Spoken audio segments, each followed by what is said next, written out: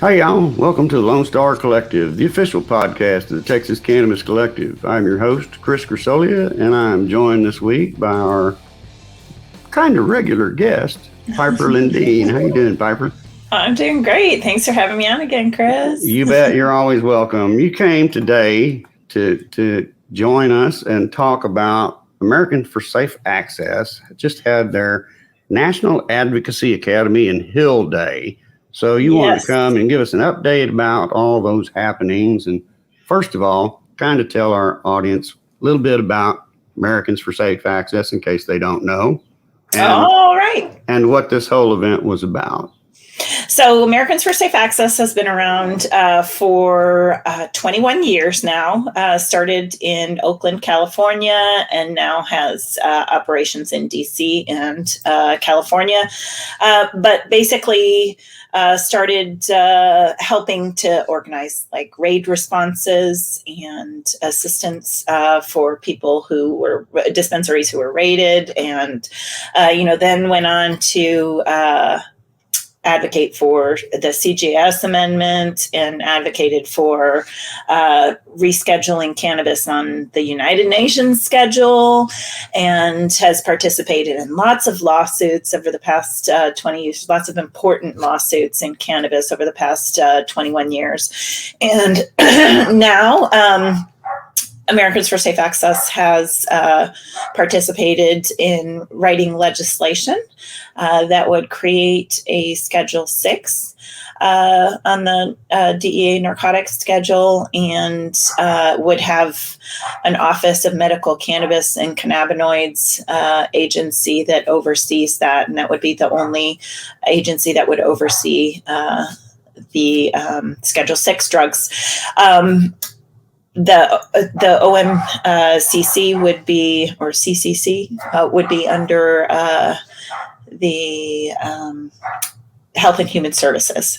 So the work that we're working on now is getting sponsorship for this. Well, that's some of the work that we're doing now, because we also have regular talks like with social media, with Facebook and Instagram, trying to change their policies on cannabis posts. And we're working on making sure the CJS amendment keeps getting included in the Farm Bill. So that's every legislative session, the work that we do. Real quick, two things you've named off here that we need to maybe kind of clarify for our audience a little bit. The CJS. CJS amendment was first passed in 2014 as part of the Farm Bill. It says that the federal government can't spend federal funds on prosecuting people who are following state law with regard to cannabis. So as long as you're following state law, then the feds can't come after you. That's the thing that stopped. Well, before it was the CJS amendment, it was the Cole memo. Yeah. So those things that Americans for Safe Access has consistently been working on are really important to being able to have access to cannabis as medicine in whatever state that you're in, because it's really it doesn't matter if this doesn't get passed, it all goes away. Right. So or it could very easily all go away. Yes. So the second thing I wanted you to clarify for, what would changing cannabis to Schedule 6 actually do? So changing cannabis to Schedule 6, the hope is that it would do quite a few things.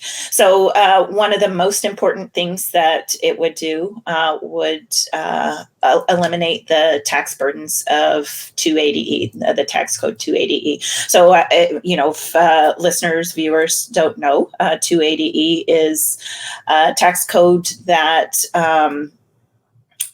certain scheduled narcotics are subject to paying taxes on all of their revenue rather than their profits. So it's a really strenuous tax burden that makes it really, really difficult to succeed in cannabis business if you're actually handling cannabis materials. So So that's one of the things. Another important thing that it would do is to be able to have interstate commerce with regard to medical cannabis. So for me, as a caregiver for a patient, my son's a patient, for those of you who don't know, for his epilepsy. He still has, good seizure control about 8 months out of the year. About 4 months he relapses. And so my feeling and my passion behind working for this bill comes from the hope that having interstate commerce and improved access to research through federal funding and through universities that receive federal funding to be able to get research authorized, then we can figure out how to really medicate with medical cannabis, because really it's just kind of a crapshoot right now. Like, we kind of have some ideas about, like, certain cannabinoids might be good for this and certain terpenes might be good for this, but it's really a crapshoot. People luck out in figuring out we lucked out in figuring out where we are now with this 8 months of seizure freedom, because I know, Chris, you've heard me say this plenty of times, but the first thing we tried worked, and I was naive so that I didn't get the name of what it was, the strain type that it was. And so then the second thing I made didn't work. And so what if I had tried that second thing first, and I would have just completely given up, cannabis, whatever, it's the snake oil, you know what I mean?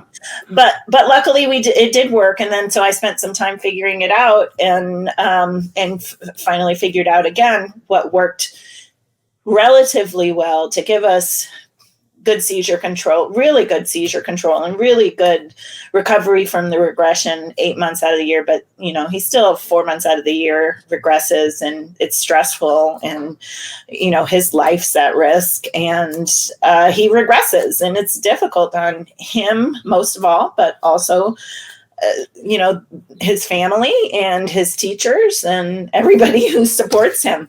The interstate commerce, not only does it give access to, say, like some company in, for instance, Maine is making something that works for him, we would have access to that, but it also allows medical cannabis companies to spend money on research and development where they aren't just limited to a customer base that's within one state. I mean, especially with all the potential to treat rare diseases with cannabis, like, who's going to look into what cannabinoids work for this rare disease if there's 3 patients in their state, where they might spend it if there's, several hundred patients across the country. That's just their businesses. They're beholden to their shareholders, so, as much as people would like to make those decisions to invest in research and development for 3 people, their investors may say, no, sorry, we can't do that. And furthermore, in that, it's really difficult to get research approved. So I was speaking with, I was on a panel at South by Southwest with Stephen Dahmer, who's with Goodness Grows Holdings, and they were looking to do research.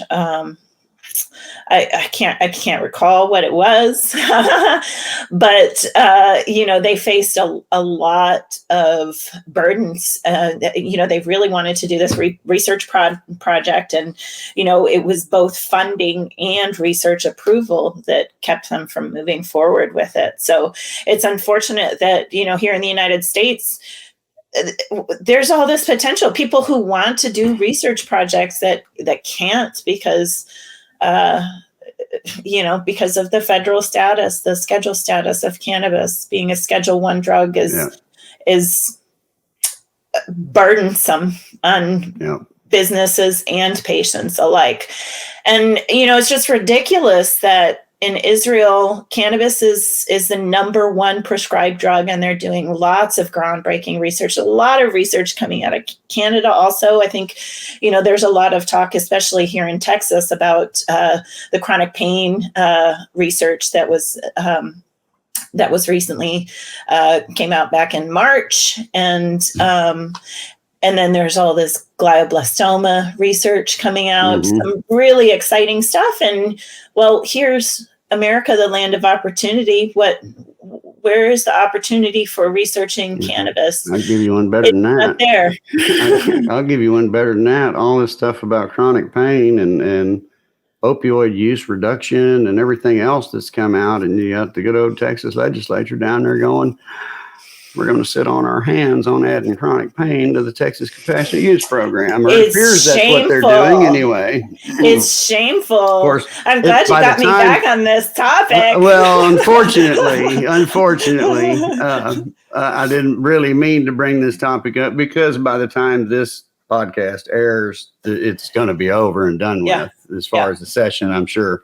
But shameful. It is shameful that we're begging and pleading and pulling hairs over minute changes. And people are dying. People are dying from opioid overdose. People are dying from seizures. People are dying from cancer. People.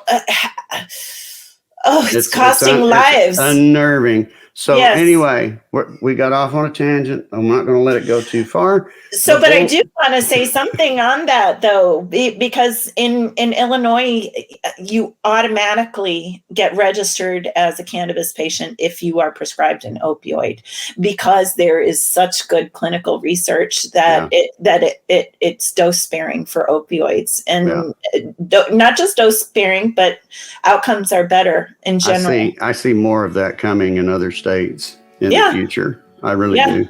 And on that Texas ignores. On that note, we're going to have to take our first sponsor break. And when we come back, we're going to get back to the National Advocacy Academy and Hill Day, what that was all about, and your updates with that when we come back. So, as I said, we're going to take our first sponsor break. And when we get back, we're going to get more into Americans for Safe Access and their work in Washington, D.C. recently when we come back.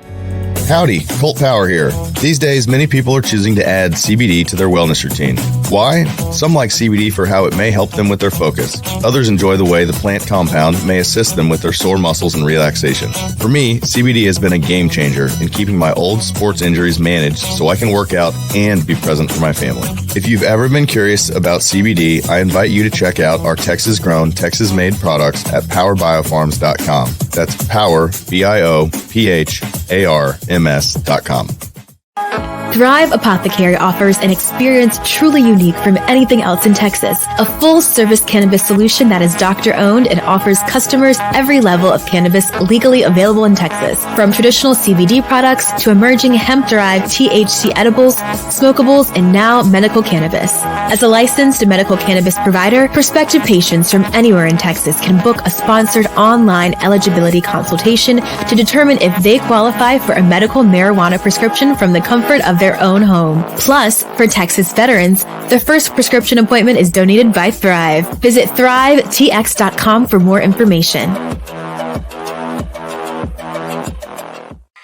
Welcome back to the Lonestar Collective podcast, the official podcast of the Texas Cannabis Collective, distributed on Spotify, Apple, Google Podcasts, and many more, to give Texans information regarding policy, industry, and culture.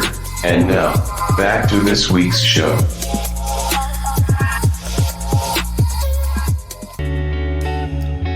Welcome back to the Lone Star Collective, the official podcast of the Texas Cannabis Collective. I'm your host, Chris Grisolia, and I'm joined once again by our guest, Piper Lindeen. Welcome back, Piper. Thank you. So tell us about the National Advocacy Academy and Hill Day, what that was, and what it was about, and what you accomplished. Well, it was pretty exciting to be a part of that. That was a first for Americans for Safe Access, the Advocacy Academy and Hill Day. we learned about, so first it was a day of learning, where we learned about things that Americans for Safe Access have done, and the importance of Americans for Safe Access, which I already knew that, but maybe some other people didn't. But a lot of people learned about the CJS amendment there, and the legislation that Americans for Safe Access participated in writing, and why it was important. And you guys got a little bit of a hint of that with me talking here. And then day 2, we were up on the Hill. Americans for Safe Access booked appointments with legislators and sometimes staffers. I booked my own appointments because I already have relationships with my Nice.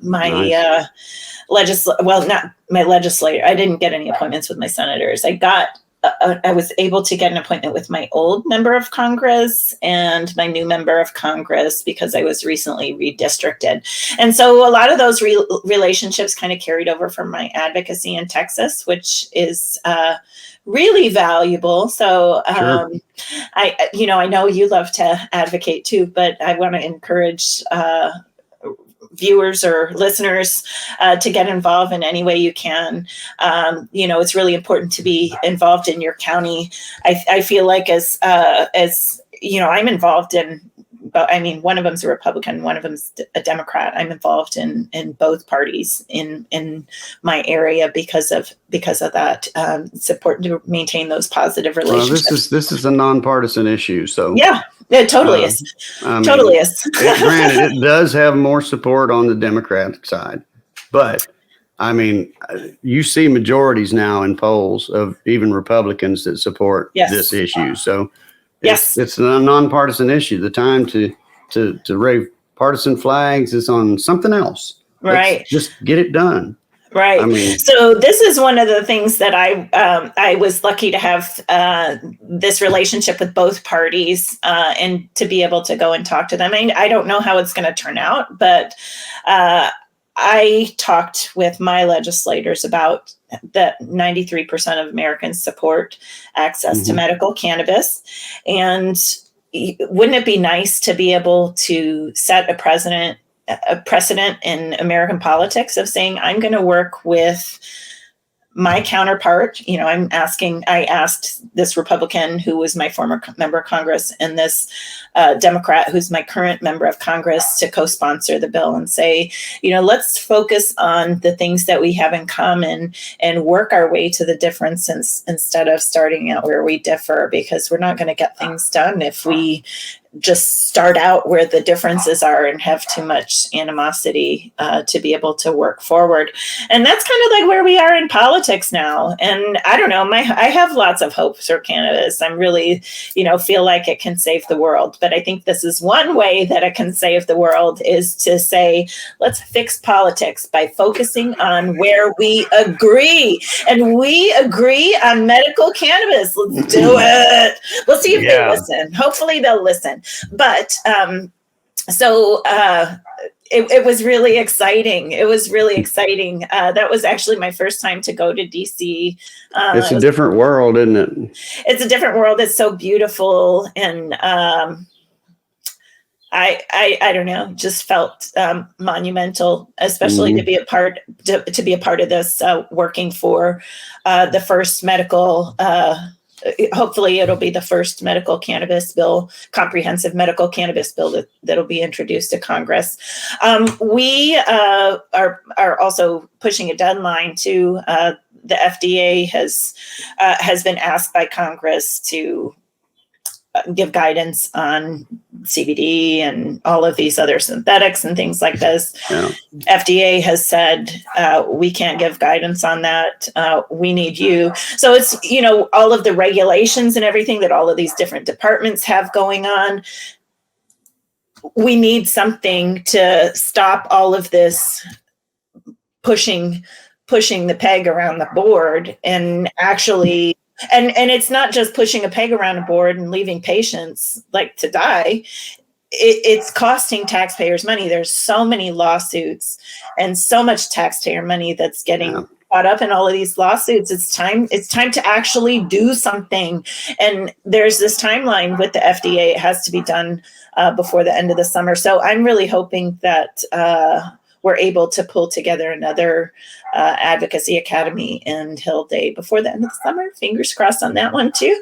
And that's a short window. it is a short window, but seriously, Debbie and Jeff and Steph and Amy, who's a volunteer coordinator, and lots of other volunteers for Americans for Safe Access pulled off this one in a matter of a few weeks. So it was just, let's see if we can do it. And it happened and came together really, really quite magically. It was fantastic. It was, so many people had really productive meetings at the Capitol. We had about 40 to 50 attendees, and almost everyone got appointments.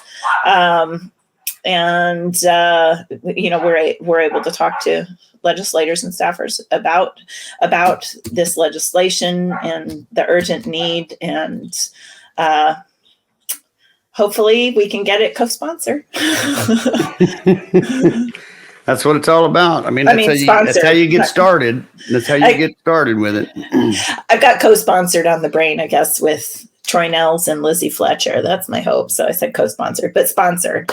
We just need it sponsored, not co-sponsored. But yeah. Co-sponsored would be even better. Co-sponsored by a Republican and Democrat, neighboring districts. That would be a dream. Would be nice. Asking a lot, but it would be nice. And the only reason why I say it's asking a lot is because the way Republicans and Democrats act these days. But yes, I I feel I'm kind of in a unique position, being just redistricted, and Troy Nels. I'm not sure how he's going to proceed, but he has in the past, written letters.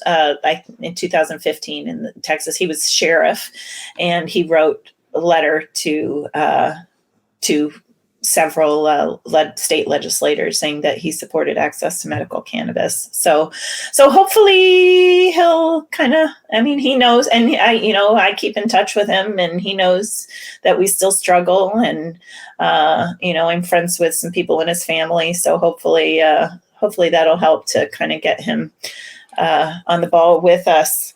And then, I've got, me, I don't give up, huh?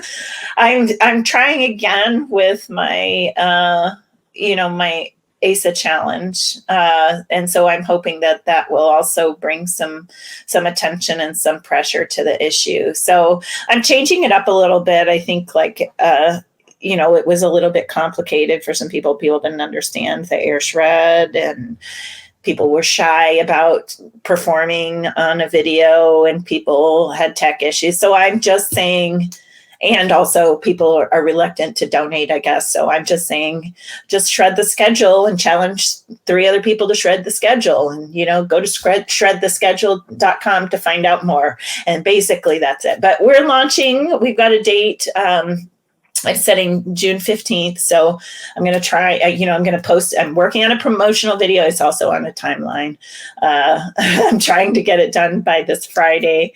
And then I'll be putting out that promotional video and asking people to get their videos ready to put out on June 15th. So hopefully we can have a whole bunch of videos on June 15th that can kind of create that momentum, to people be like, what is this? Shred the schedule. Maybe, bring some public awareness to the issue of people who are not really in the circles of cannabis, medical cannabis awareness, Sure.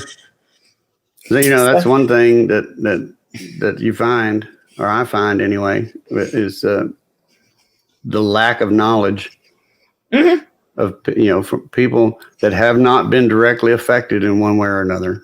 Yeah. Yeah. Oh, my mom, like I said, shred the schedule. So she's like, I don't get it. What is this? Shred the schedule. What's the schedule? It's like the schedule that keeps cannabis. The DEA schedule. That's what keeps us from having access.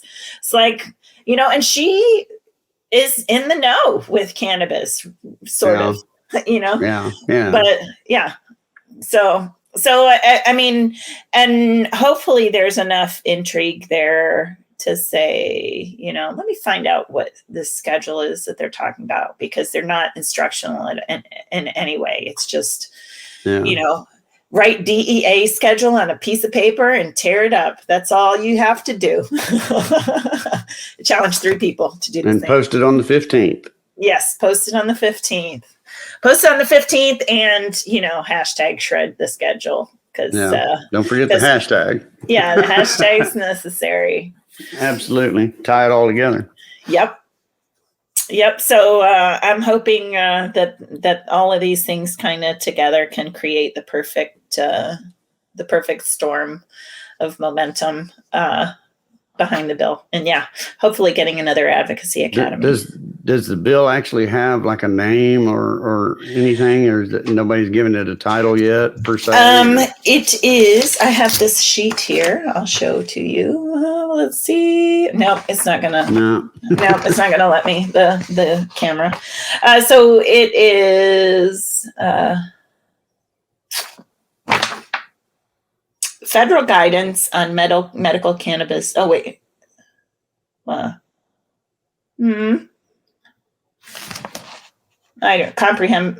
Comprehensive medical cannabis and cannabinoid legislation. So it's not a bill yet. So it doesn't officially have a name. Doesn't officially have a name yet. It's we're hoping for the Federal Guidance on Medical Cannabis and Cannabinoid Act of 2023. There you go. So. There you go. 2023. There had to be some proposed thing there at least. Yeah. All right, good deal. Well, we're about ready to have to take our second sponsor break. When we get back, I want to get into the discussion of what we kind of touched base a little bit on earlier about people getting involved and ways people can get involved with ASA when we get back. Okay. So we're going to take our next sponsor break, and when we get back, we're going to do just that. We're going to talk about ASA and how you can get involved with them, and the importance of getting involved and speaking your mind on this subject, because if you don't, in states like ours in Texas, they don't hear you, nothing's going to change. When we get back, folks. Howdy, Colt Power here. These days, many people are choosing to add CBD to their wellness routine. Why? Some like CBD for how it may help them with their focus. Others enjoy the way the plant compound may assist them with their sore muscles and relaxation. For me, CBD has been a game changer in keeping my old sports injuries managed so I can work out and be present for my family. If you've ever been curious about CBD, I invite you to check out our Texas-grown, Texas-made products at powerbiofarms.com. That's power, BIOPHARMS.com.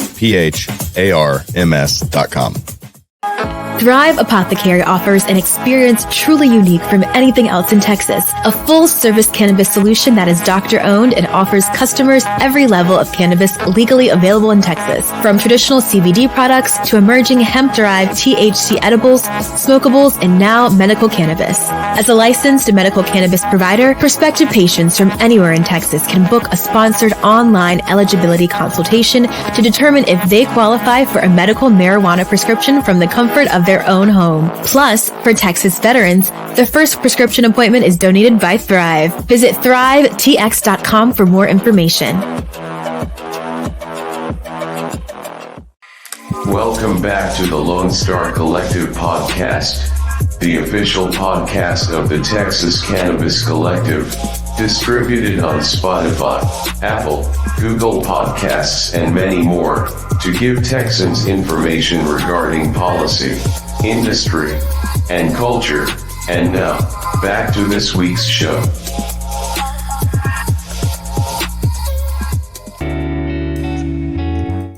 Welcome back to the Lone Star Collective, the official podcast of the Texas Cannabis Collective. We're joined this week by my very special guest, Piper Lindeen. Welcome back, Piper. Thanks. ASA, Americans for Safe Access. That is a very large group, or it used to be a very large group across the nation. I think they've suffered a little bit in the last couple of years because of COVID, like most of the advocacy organizations have. but tell our audience a little bit more about ASA, what they do, and how people can get involved with ASA. Sure. Yeah. So with Americans for Safe Access, Steph Scher is our main fundraiser and has been for the last 21 years. She's the founder, and she has a health issue. She's a patient herself as part of the reason she started Americans for Safe Access.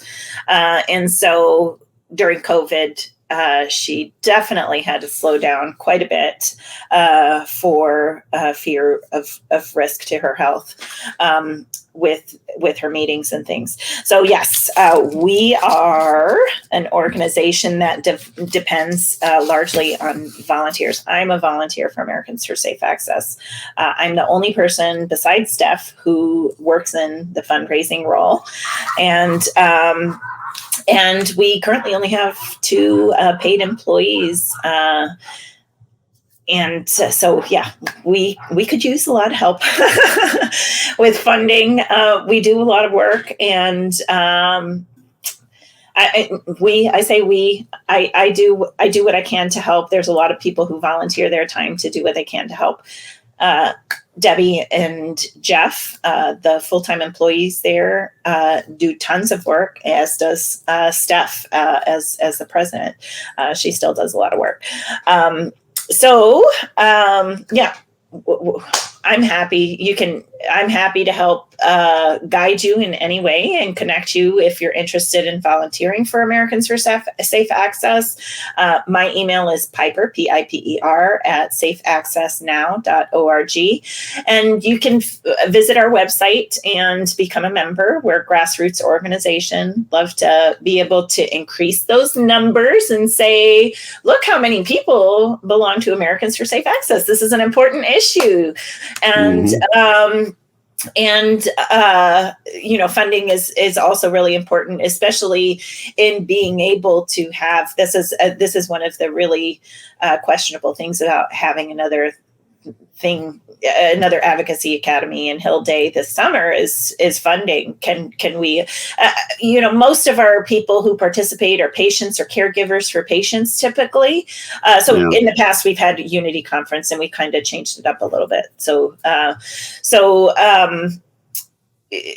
We provide the meals, at the conference. And so that's something we need help with. We try to provide transportation at the conference from the conference area to Capitol Hill.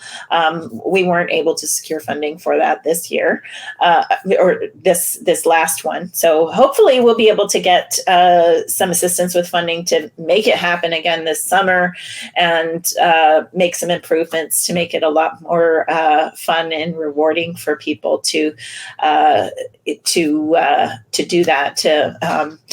I would like to have some sorts of things like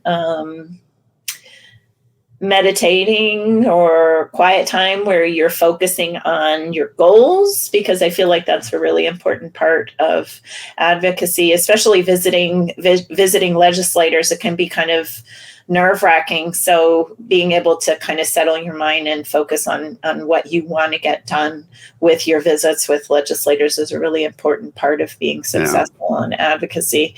So that's one of the things that I would hope that we can incorporate in the next advocacy academy and Hill Day. But I think it would be really, really beneficial to getting sponsorship for this legislation if we could have another day that really pushes it, especially if we've got like this campaign running successfully.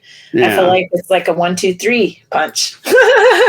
Strike up, iron's hot. And that's one of the things I think before the break you were saying talking to people, advocating is really important. That's one of the things that we talked about in the advocacy academy. Like for legislators, hearing from constituents is the most important thing for changing their mind on legislation or changing their priorities in legislation. Mm-hmm. It's not making a demonstration. It's not, sending emails can work. But those personal emails work more than, professionally crafted emails that everybody's sending the same ones. So making phone calls, having conversations, building the relationship, it, Chris, you do it. Those are the important things. And so that's really what we want to do is bring people to the Capitol regularly so that on Capitol Hill, the legislators can be hearing about cannabis regularly and saying, oh, yeah, we really do need to do something about this. People do care. Because how else are they going to know? It's not featured in the news. They only know what their analysts tell them. If their analysts aren't hearing it, then they're not going to hear about it either. That's the perfect segue into my next point. Awesome. And, ladies and gentlemen, you're getting tired of hearing me say this, but there's 67% of the population that say just legalize marijuana or cannabis in Texas, and there's 87% that say full-blown medical. That's the latest polls in Texas. Anybody got any idea how many people that is? Really thought about it? I mean, I have. I'm going to use the 67% number because it's the smallest one. But it still is a massive impact when you do the math. Because there's 29 million freaking people in Texas, folks. 67% of 29 million is 19 million, over 19 million people. Do you really think, I'm asking you, Piper, do you really think that our main roadblock, which is the leadership in Texas, everybody knows that's the main roadblock on this subject. Do you really think that if 19 million people started writing and calling their elected officials, that this would be a conversation we'd be having any longer in Texas? No, I mean, it would be done. It would be done. And that's one of the things I think that's really frustrating about advocacy is people want to see change, but they're reluctant to get involved. And it is intimidating the first time.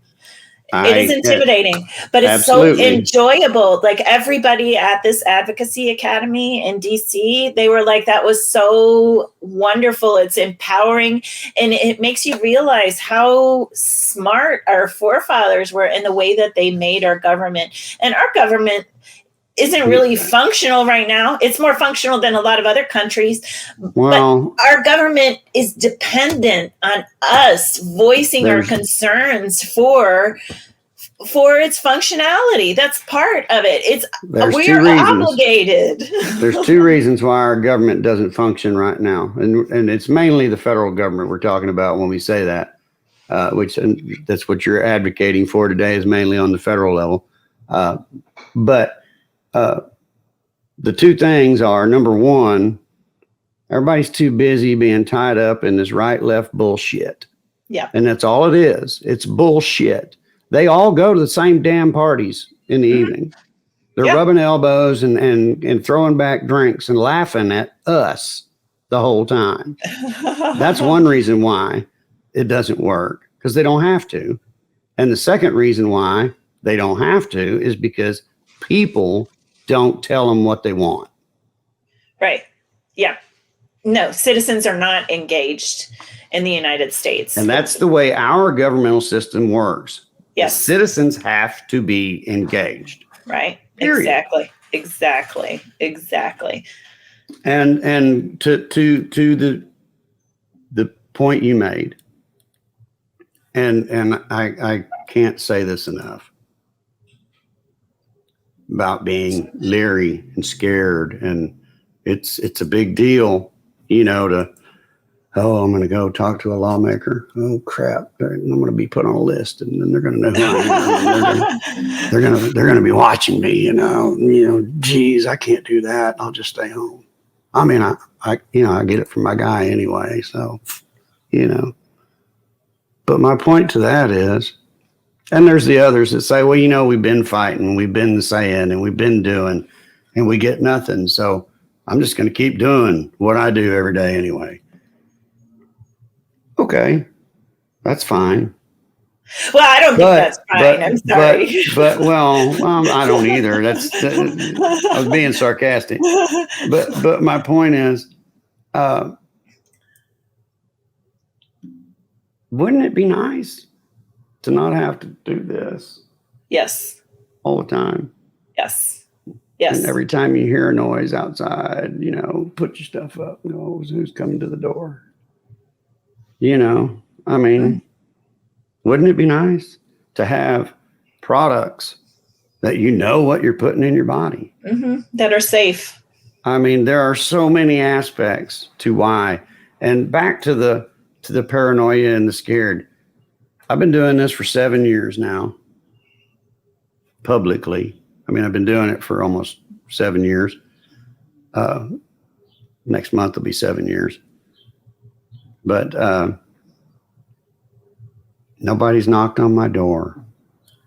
Nobody's followed me home from the Capitol. What I have seen, and I'm sure you saw this too. I don't know if you were there when someone, I can't remember who it was, and maybe Amanda Martinez, maybe somebody, maybe not Amanda, but somebody was saying how they were having difficulty with CPS. And there was the representative on the committee who was, has some major dealings with CPS and helped her. This was in a previous session you're talking about, yes. Not this current. Yes. Yeah, yes. No, I remember it was years that. ago. Yeah. He said, what? Okay, hold on. No. Let's That's my category. Right. Yeah, he goes, that's my category. I'll take care of that. Yeah. Get with me after this. And the thing is, you feel more comfortable. I mean, there, who knows how much we're getting spied on, right? And I think the people who are active in this kind of stuff, maybe we get spied on more, but there's also the other side of the coin that it's okay, well, if something does happen to us, it's gonna get a lot more people involved and hopefully change things. But I don't really think that something would happen. But that's always the self-talk that I have for myself. The days it's gonna be fine. It's gonna be fine. When is the last time you heard of some advocate getting in trouble? I haven't heard it in years. Yeah. Not on this subject anywy. Yeah. Because you build those relationships. You've got relationships with politicians that can be beneficial. So, folks, I mean, that's the not point we're trying to make is if you feel that this subject should be changed, then be vocal. Tell your elected officials, make the phone calls, write the emails. I mean, it takes literally 5 minutes. Most of the time when you call, you don't even talk to somebody. You talk to an answer machine, or a staffer, and most of the staffers are all for it. So, and here's one thing I want to add to that too, is that most advocates, so we have pretty easy conditions in my house, except for when my son's relapsing, then it's tough. But fortunately in the past, legislative sessions have been pretty, well-controlled seizures. But there are so many people who advocate who have such tremendous difficulties, their own pain, issues they're dealing with, kids with really serious health issues, and they're still going up to the Capitol. They're making time to do this because they don't have another choice. And so we need people who do have the ability, people like me, I have the ability to do it, so I'm doing it, but we need more people like me who have, yes, I have the need, but I have the ability to do it, so I'm doing it. It's something that's tasked from above. Yeah, I have a point I want to add to that. If you've advocated in the past, or say you're advocating this year for something, and you're successful in what you're advocating for, And I'm not going to call any groups out or any names of any people or anything else. But there were others beside you that were advocating for you. Yes. Who are still advocating for themselves and still need help. So don't leave them out in the cold. Yep. Just because you got what you asked for. Yep. Because that's wrong. Yes. That's about as wrong as it can be. And with that being said, that's pretty much going to do us for the show this week. Once again. Can I say one more thing? Is that okay? Yes, you can. So I want, and a lot of people who are big fans of adult use can sometimes be reluctant to advocate for medical patients. But nothing with adult use really would change with the medical, the proposed legislation that Americans for Safe Access has, except for allowing medical cannabis to be transported state lines. So, that doesn't really affect. And then 280E. So it would change 280E. So it does have positive changes for adult use, even if it's not addressing adult use. And many people who volunteer and work for Americans for Safe Access support adult use also, and would happily advocate alongside adult use people. But we have loved ones that that need medical access, and unfortunately, having adult use access doesn't meet the needs for patients. People need specific things. We need access to research. We need it covered by insurance. So that creating Schedule 6 also creates potential for getting coverage by insurance. And so those are all of the things that, it's important to have a distinction between adult use and medical, so that medical can Absolutely. be treated like medicine. And so we can really do what we need to resolve these patients' issues. So, consider and email me with any questions. My position. My position is it should just be completely removed from the schedule altogether. That way it opens it all up. Wide open. So the thing is, if it were to be completely removed from the schedule, it wouldn't have the ability to be covered by insurance. So we're hoping to have it create a Schedule 6 and to have people have it covered by insurance, and then have some other framework for dealing with adult use type. Yeah.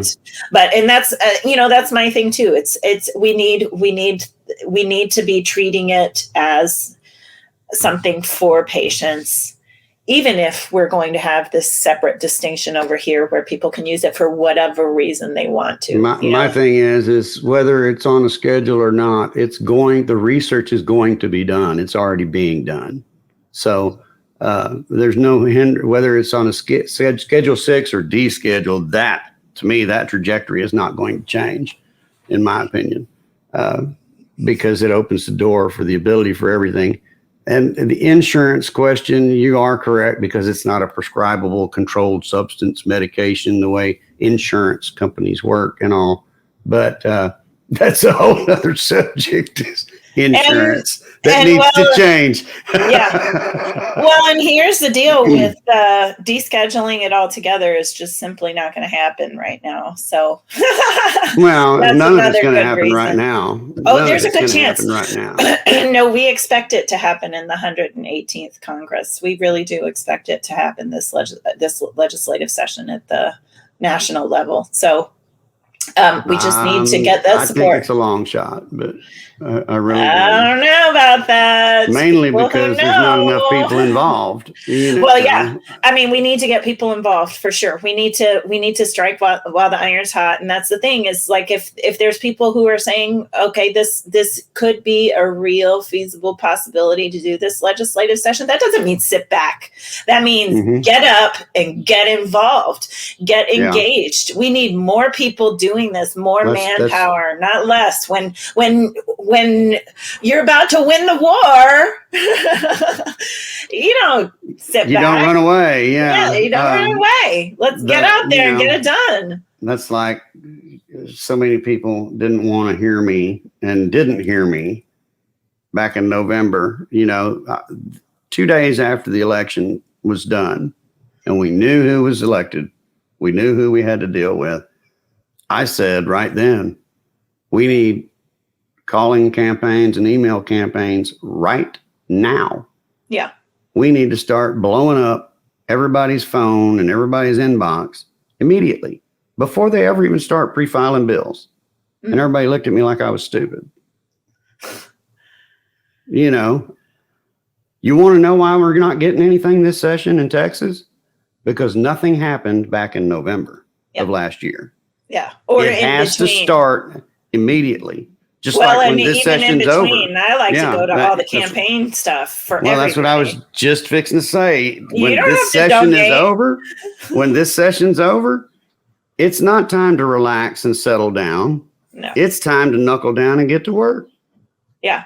Yeah. If it's somebody who you don't want to win, you can still go to their events and talk to them and make yourself be known to them. Absolutely. And if it's And bring somebody the that you subject do up. support, yeah, oh, for sure, bring the subject up. And if it's somebody you do support, then you go block walking for them, you volunteer for them. You show your value to them, and that's how we do it. In between election cycles, and then right after. This is an important issue that needs to be addressed. We are patients. People's lives are on the line. That's the thing. People's lives are on the line. We have to stop pretending that people's lives are not on the line here. People's lives are on the line. Yeah. It's Well, atrocious. Piper, we could go on about this forever. We do. Real quick, give out the website for ASIS in case anybody wants to donate or join. Yep. It's safeaccessnow.org. Real easy to remember. Safeaccessnow.org. And we're going to have Shred the Schedule. Shredtheschedule.com. It's not up just yet, but it will be in the next few weeks. All right. Great. And thanks again for joining us, Piper. We always enjoy it. Oh, I guess it will be once, this publishes. But yeah. Thanks, Chris. Thanks so much for having me again. You bet. Thanks for coming. All right. Have a great day. You too. And everybody, we want to thank you all for joining us for this week and every week. And if you like what you see, tell your friends about the show and pass it around.